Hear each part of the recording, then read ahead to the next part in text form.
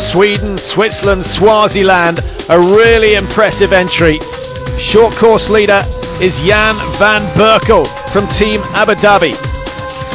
Perhaps it should be the shorter course. It is half the distance of the long course. 1500 swim, 100-kilometer bike ride, followed by a 10-kilometer run. And Jan van Berkel from the Netherlands going very well.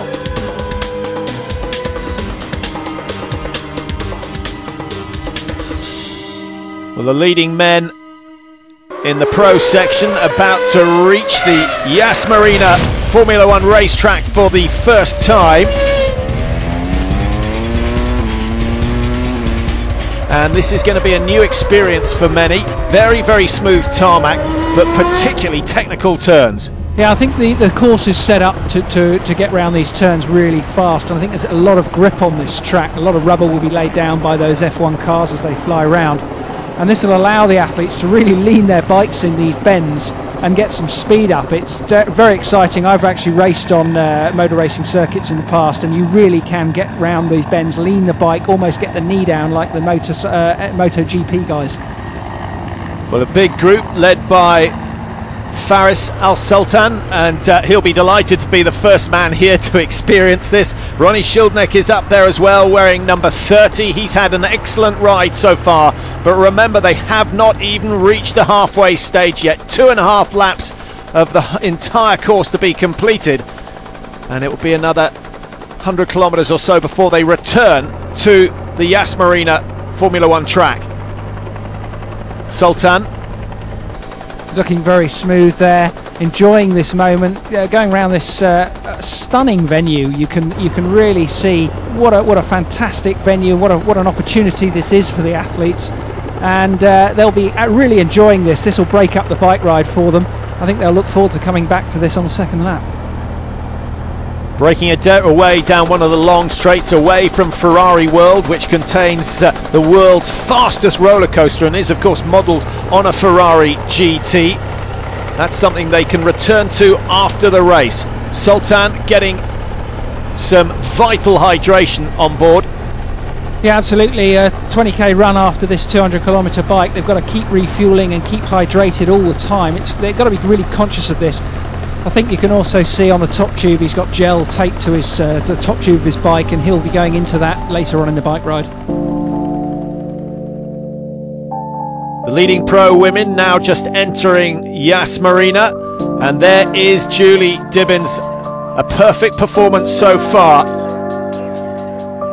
chased by Leander Cave, who is now over a minute behind, but both athletes well aware that they're having to experiment. It's going to be like a real race of attrition, you know, staying hydrated, working on my nutrition, all that kind of stuff, which is all new to me. But at the same time, I want to try and bike as hard as I can over the 200k, but leave a little bit in the tank for the run. Jan van Berkel leading the short course event and pushing the pace. He's certainly not going to be saving much for the run. It is, after all, only 10 kilometers, and the rest of the short course field now starting to enter Yas Marina. Only come round this section once in their 100-kilometer course.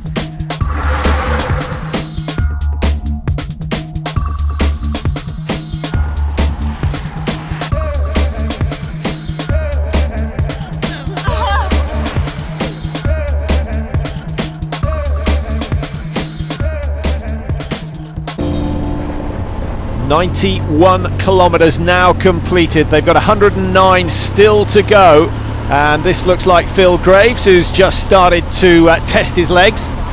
Absolutely, he had a brilliant ride in the Hawaii Ironman late last year, and it looks like he's going to try and assert some dominance now. I had a feeling he might have gone earlier, but perhaps he learnt from Hawaii, and he's looking at, we're coming up to the halfway point in this ride, and he's looking now to really stretch his lead. Yeah, I think we can see him breaking away here. The Yorkshire Dales training has done him no harm.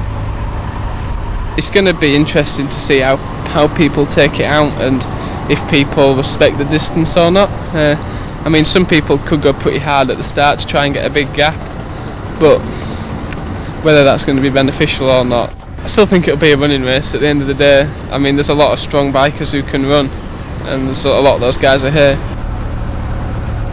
Well, there's certainly one of the strong bikers that Graves will be concerned about, Llanos of Spain. Well, that's the end of the initial break. Yeah, he's had a go. I think he had a go over the bridge, and he's now taking on some fuel. He's realised that he's not going to get away. Let's test a few legs. And exactly, we hear it there. He's testing the legs of the others. Possibly dropped a couple. I mean, you never know when you have a go. There's a long train of athletes there, and perhaps he's got rid of a few. Reynard Tissink of South Africa, 5 times Ironman winner. Another man that we need to keep a careful eye on today, and he'll certainly be going for it. I expect it to be really quick in the beginning though. The course is really flat and fast, but then it's the endurance, you know. I'm hoping that's where things will swing in my favour. And it's 200 k's. If you underestimate it, I think it can come and bite you in the backside if you're not too careful. So it's very hard to hold back in the beginning, especially when you're feeling good. It's flat and it's quick, maybe a bit of a tailwind, so yeah, I think there are going to be a lot of tears. Well, he might be right, and Phil Graves, after that little breather, starting to wind it up again, certainly confident that he can do some damage to the leading group. Some people start cracking soon. I hope. Well, that's an interesting attitude, positive or negative. It's difficult to say. I mean, Phil's either gonna suddenly have a real go at this, or he's a bit worried that there's so many people around him. I think in the past he's so strong on the bike, he's used to it being a lot less athletes with him at this stage.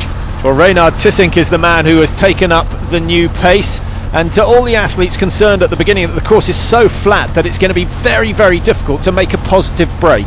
I think that's why there are so many athletes together. It's very flat, and what you can do is get into a big gear, get that gear turning over, and then sit there for as long as your body can take it, really. And these athletes are so well conditioned. They're all of a very similar ability, and they're all just doing that. So that's why we've got this big group at this stage. And it is Tissink of South Africa with the lead in the still relatively early stages of this Abu Dhabi International Triathlon.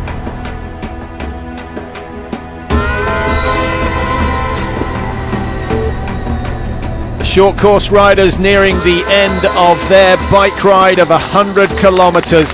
Jan van Berkel leading from the swim, and still with a convincing lead. There he is. The Dutchman will be delighted with the way things are going. Has he got anything left for the 10-kilometre run? It looks as though he has. 10,000 metres now between himself and the finish line, and the end of a very good day's work. The first team, appropriately, Team Abu Dhabi Sports, who have changed their transponder, and away goes their last man. The team event proving to be very popular this year, with a number of the local businesses putting in teams, and of course it's an excellent way to get into the sport and just taste the atmosphere and the pain.